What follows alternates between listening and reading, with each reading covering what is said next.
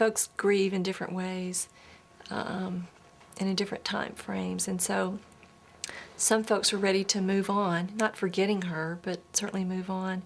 And some folks felt like if you moved too fast, then you really didn't care. People have difficulty talking about death and dying, or being afraid to say the wrong thing or do the wrong thing. And really what these people need is to have somebody reach out for them, to be there with them, to validate what they're going through. I'm not a very religious person, but just knowing that even strangers, people would say, I'm part of a prayer group at church. And, you know, we've put Lynn's name on the list. It still has meaning. And one of the things I have not been able to do away with are cards and notes from people, not just when she died, but all during that period of we're thinking about you. And I have that all in one place. It's like the Ark of the Covenant. It's in this big chest. And I just moved, and somebody wanted to know what is all that. And so I will occasionally look at those notes. I'll just pull a random note out and read it, and it reminds me of how this agency, the people she worked with, and other people in the community just kind of looked after us. And I don't want to forget that. People who are suffering the loss of a loved one greatly appreciate and benefit from people making the attempt, making the effort to reach out to them in any way, shape, or form.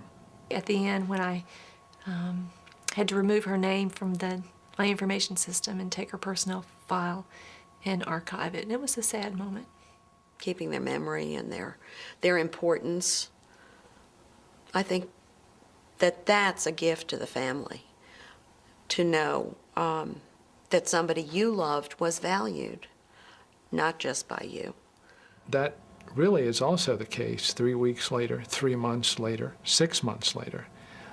People greatly appreciate that.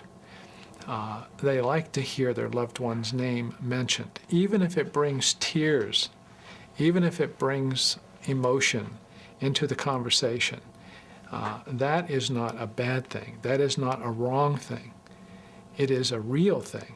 After Lynn died, it was decided that a memorial garden would be an appropriate tribute to her because she loved to garden, and she shared her garden with other people. And all of us were asked to bring in plants from home, as well as buying plants, but they thought it would be nice if we all got to bring in plants and put in that garden. And because of Lynn's love for her cats, we decided that it would be appropriate for her to have a cat in her garden. And so a sculptor was found to create the right cat.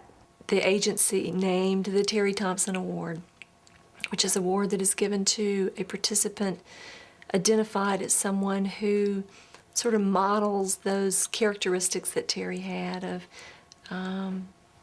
tenacity and incredible endurance and determination and overcoming barriers. And that is given if someone, not every year is there someone who meets those qualifications, but when someone is identified, we have, actually twice a year, we have a graduation program for our GED graduates. And it's a pretty wonderful ceremony.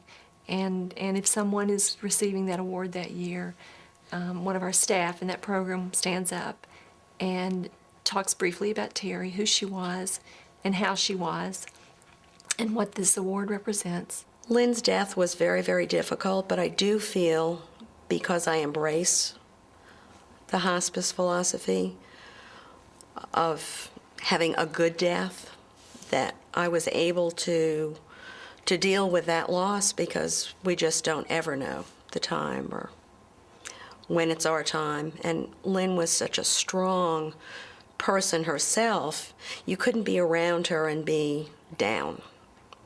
You know, you really, I admired her. She did it well. Certainly, Terry's not forgotten.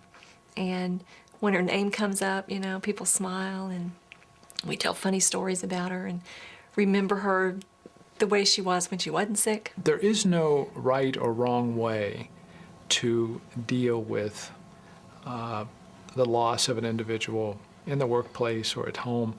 Often, we all have a sense of not knowing what to do, wanting to do the right thing, not wanting to make things worse. And I believe that if we understand that we don't have to have a degree or a certificate in grief support to do that.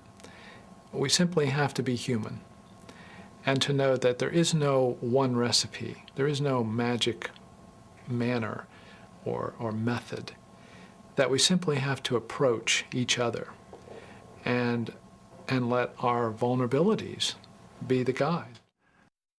Employee assistance programs and consultation with a grief counselor or local hospice agency can help a company as they confront death and dying issues in the workplace.